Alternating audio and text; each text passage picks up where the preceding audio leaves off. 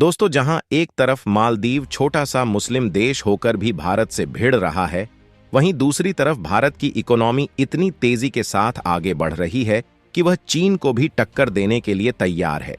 क्योंकि अगर देखा जाए तो अयोध्या में राम मंदिर निर्माण होने के कारण भारत की इकोनॉमी काफी तेजी के साथ बूस्ट करना शुरू कर चुकी है और इस समय राम मंदिर की प्राण प्रतिष्ठा सफलतापूर्वक हो गई है और अब इसे आम जनता के लिए भी खोल दिया गया है।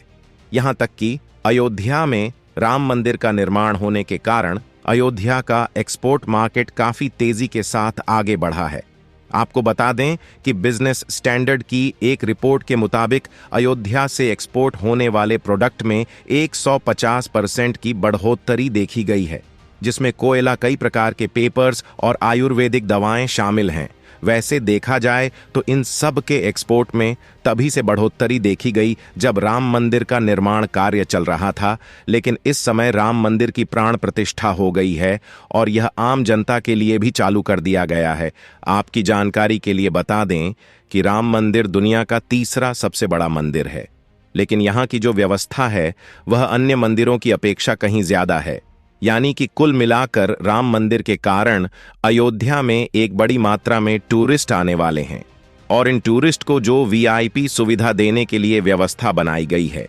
उससे भारत की इकोनॉमी में एक बहुत बड़ा योगदान होने वाला है। और जिस तेजी के साथ भारत की इकोनॉमी बढ़ना शुरू हुई है, उसे चीन भी जल्द ही पीछे हटने वाला है और मालदीव, जो कि छोटा सा देश होकर भी भारत के बजाय चीन के साथ हाथ मिला लिया है, अब मालदीव को चीन से लेने की बजाय देने पड़ सकते हैं। पूरी डेवलपमेंट क्या है इस वीडियो में समझते हैं, लेकिन आगे बढ़ने से पहले भारत की इकोनॉमी जिस तरह से चीन को टक्कर देने वाली है, उसके लिए इस वीडियो को एक लाइक जरूर करें। साथ में इसी तरह और भी नॉलेजेबल और इंफॉर्मेटिव वीडियो पाने के लिए चैनल को सब्सक्राइब जरूर कीजिएगा। दोस्तों, असल में हुआ ये है कि अयोध्या में राम मंदिर बन जाने के कारण अयोध्या के एक्सपोर्ट मार्केट में तेजी से उछाल देखने को मिल रहा है। बिजनेस स्टैंडर्ड की एक रिपोर्ट के मुताबिक पिछले साल की अपेक्षा 2023 में 150% की बढ़ोतरी देखने को मिली है, लेकिन इस साल यानी कि 2024 में यह और भी ज्यादा बढ़ने वाली है। और इसी बीच मालदीव को इस बात की चिंता सता रही है कि चीन उसकी मदद करेगा भी या नहीं, क्योंकि अब मालदीव ने चीन के साथ हाथ मिलाकर उसकी गलती का एहसास हो रहा है।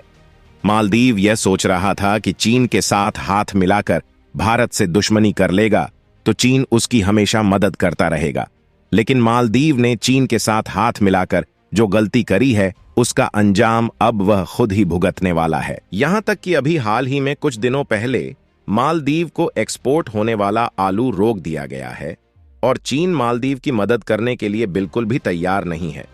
और कुछ ऐसे प्रोजेक्ट हैं जिनको भारत मालदीव में सेटअप करने की तैयारी बना रहा था, लेकिन उसको भी दूसरे देशों में शिफ्ट कर दिया गया है और अभी तो भारत ने मालदीव के खिलाफ पहला कदम बढ़ाया है। अगर भारत पूरी तरह से मालदीव को एक्सपोर्ट होने वाले फूड प्रोडक्ट रोक देता है तो मालदीव के खाने के लाले पड़ सकते हैं। जहां एक तरफ भारत लक्षद्वीप को अच्छा टूरिस्ट सेक्टर बनाने के लिए भारी मात्रा में इन्वेस्ट कर रहा है, जिससे टूरिस्ट इंडस्ट्री से ही भारत की इकोनॉमी में एक बहुत बड़ा उछाल आने वाला है। और चीन भले ही एक मजबूत अर्थव्यवस्था वाला देश है, लेकिन फिर भी जल्द ही भारत से पीछे हटने वाला है।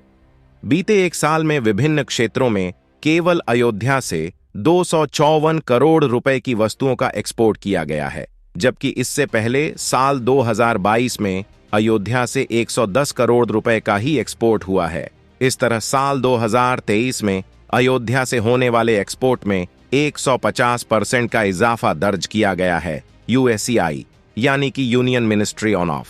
कॉमर्स एंड इंडस्ट्री का मानना है कि अयोध्या से होने वाला एक्सपोर्ट लगातार बढ़ रहा है और इस साल यानी कि 2024 में यह और भी ज्यादा तेजी के साथ बढ़ने वाला है। और अभी तक अयोध्या से होने वाले एक्सपोर्ट को देखा जाए तो उसमें सबसे ज्यादा मात्रा कोयला की है, जहां लगभग केवल अयोध्या से ही 110 करोड़ रुपए का कोयला विदेशों में एक्सपोर्ट किया गया है। और कमाल की बात यह है कि इन कोयले को ज्यादातर भारत के पड़ोसी देशों में ही एक्सपोर्ट किया गया है और इन देशों के साथ भारत ने ऑलरेडी एफटीएन की फ्री ट्रेड एग्रीमेंट साइन किया हुआ है, जिससे एक्सपोर्ट ड्यूटी पर नहीं करना होता है। इन देशों में नेपाल, बांग्लादेश और भूटान जैसे देश शामिल हैं, जिनको भारत भारी मात्रा में कोयले का एक्सपोर्ट करता है।